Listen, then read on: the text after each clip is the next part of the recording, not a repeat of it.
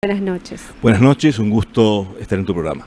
Bueno, bienvenido y la verdad que ¿cuánto sabemos de toda esa información que tenemos de más de 400 años de historia de Corrientes, que es riquísima, ¿no? Corrientes tiene una historia frondosa, muy rica, con mucha intensidad y que por más de 4 siglos marcó presencia no solamente en un espacio limitado territorial, sino en todo un espacio regional. Y desde el momento mismo de la fundación, la ciudad de Vera irradió una presencia, sobre todo una presencia de plasmar un derecho que tenía y buscaba España para estos territorios. ¿Qué quiere decir eso? Que la presencia y la permanente de la fundación y de los correntinos en esta región sirvió para afianzar aquellos derechos de España ante otras potencias. Corrientes tuvo un rol fundamental, determinante, que fue el de vincularse con otros puntos importantes como Asunción, Santa Fe y Buenos Aires. Y en ese marco, Corrientes ha sido un bastión de referencia para la región. Y a nosotros, y hablo no solamente en singular, sino en plural, porque este libro que estoy presentando forma parte de un proceso de investigación que abarca varios intereses que surgen de interrogantes particulares, de preguntas que nos hacemos sobre el origen de Corrientes. De una manera peculiar, me interesa, por mi formación jurídica, conocer la historia del derecho, la historia de las instituciones, Corrientes y su participación política en la construcción del Estado. Pero ahora la aproximación de los estudios en los últimos años a través de la cartografía antigua tiene otro matiz, es descubrir cómo se forjó el territorio correntino a lo largo de los siglos. ¿Y de esta qué preocupación, manera sí, se estudia una cartografía? Algo de muchos siglos, ¿de qué manera lo plasma o cómo nosotros lo interpretamos o cómo lo interpretaban en esa época? la cartografía, lo que hay que tener en cuenta que el análisis que parte del libro de la investigación y en la cual ha sido mi preocupación es un análisis político de la cartografía, es un análisis de la información de la cartografía, es un análisis de lo que el cartógrafo quiere decir dibujando en el mapa.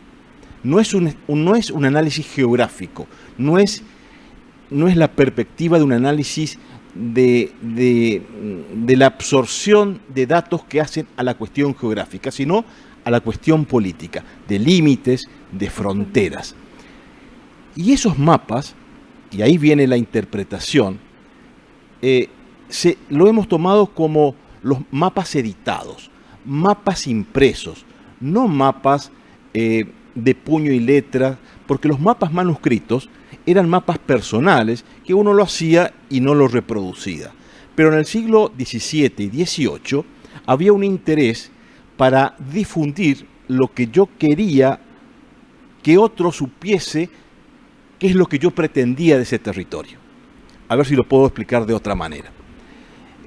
La cartografía española buscaba y pretendía y difundir en toda Europa y en todo el mundo marcar cuáles eran los límites del imperio español, que no coincidía con los intereses del imperio portugués. ¿Y por qué cito estas dos potencias del momento?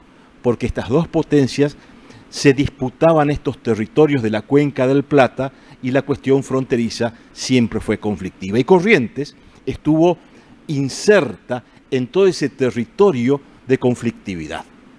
Y durante toda esa formación colonial, podemos decir, hasta la Revolución de Mayo, hasta 1810, en los territorios españoles no existieron conflictividades porque todo dependían del mismo poder político.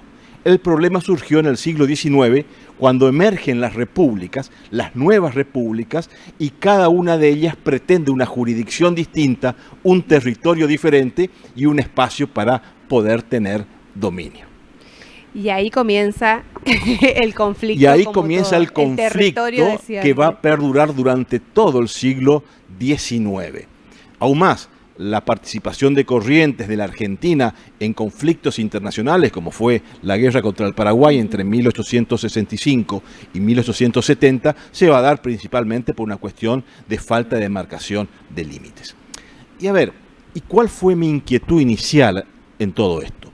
Mi inquietud inicial fue tratar de descubrir, tratar de explicar cómo el actual territorio de la provincia tiene la forma que tiene. ¿Por qué tiene esta forma? ¿Cuáles son las razones políticas por las cuales Corrientes tiene estos límites?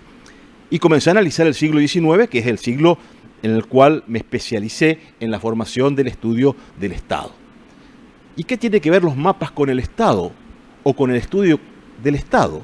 Porque el territorio es uno de los elementos del Estado, conjuntamente con la población y conjuntamente con el poder político. Y era imprescindible poder explicar esa diagramación, ese dibujo cartográfico, esa forma que iba teniendo Corrientes a través del territorio, pero de un territorio que tiene que ver con el poder.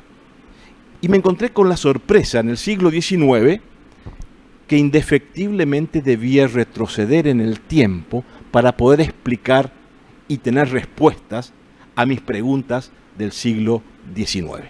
Así que tuve que frenar, congelar, frizar mis estudios del siglo XIX y entrar a bucear en los mapas y en las cartografías del siglo XVII y del siglo XVIII.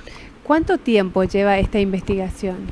Y estoy específicamente y con gran intensidad sobre la cuestión hace 4 años. Pero desde tiempos antes ya fuimos buscando algunos ejes de análisis, buscando alguna recopilación cartográfica, buscando algunos mapas, hasta que cuando uno tiene una fuente o una serie de fuentes solventes, necesarias como para poder sacar información, sí uno comienza a trabajar. ¿Y de dónde busca esas fuentes o esas informaciones? La fuente, en este caso la fuente principal es la cartografía antigua. Y hablo de cartografía antigua porque son mapas, insisto, editados en aquellos siglos. No son mapas reconstruidos, son mapas editados en aquellos siglos. Y estas fuentes, desde luego, son exquisitas, raras, no comunes. Están en los museos, en las grandes bibliotecas, en algunas colecciones privadas. Y este libro, que es un gran esfuerzo editorial de Mogle Ediciones, que tiene casi 200 mapas a color, todos focalizados sobre Corrientes y su jurisdicción, es una recopilación de decenas de repositorios, de fuentes documentales y de mapas que se encuentran en diversos lugares del mundo, pero con nuestro objetivo y nuestra finalidad de rescatar la focalización de Corrientes, lo reunimos y analizamos solamente ese punto. ¿Y Corrientes siempre tuvo esa misma forma o tuvo otras formas anteriores? No, fue mutando permanentemente. Inicialmente hay, desde el momento de la fundación, una demarcación hipotética, lo que iba a ser la ciudad de la provincia de Vera, pero el territorio se ejerce a través de la posesión del mismo. El territorio no es lo que uno dice que es. Políticamente el territorio es lo que el territorio uno domina. Por lo tanto, los espacios de dominio eran vitales para la construcción de la formación de lo que uno veía como espacio geográfico. Si yo no lo ocupo, y muy difícil que sea mío.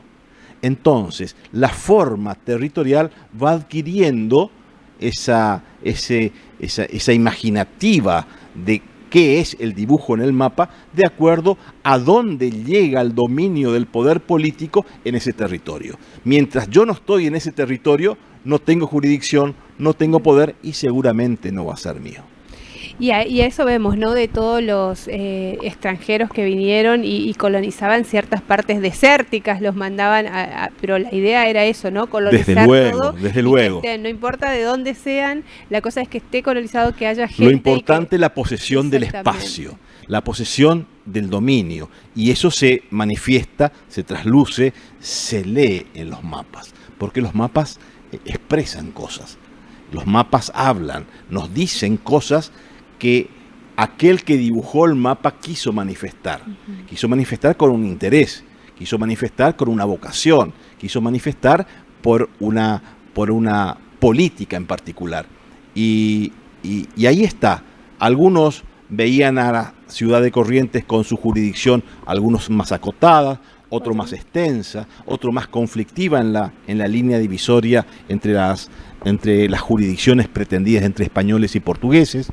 No era lo mismo la interpretación que tenía un cartógrafo inglés, un holandés, un francés, un español o un portugués sobre la región. Variaba no solamente la demarcación territorial, variaba también la toponimia, el nombre de los lugares, y todo eso tiene un sentido y una interpretación política. Y todo eso lo vamos a descubrir en el libro, por supuesto, que Dardo Ramírez Brache va a estar presentando.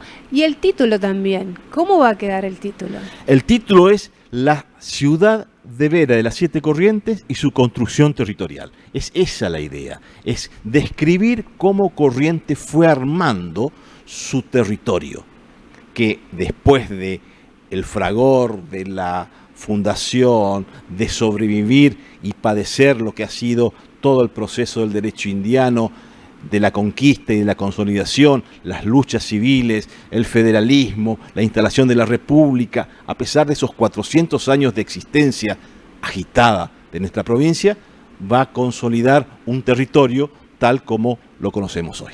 Doctor Dardo Ramírez Brache, la verdad que es un placer tenerlo aquí.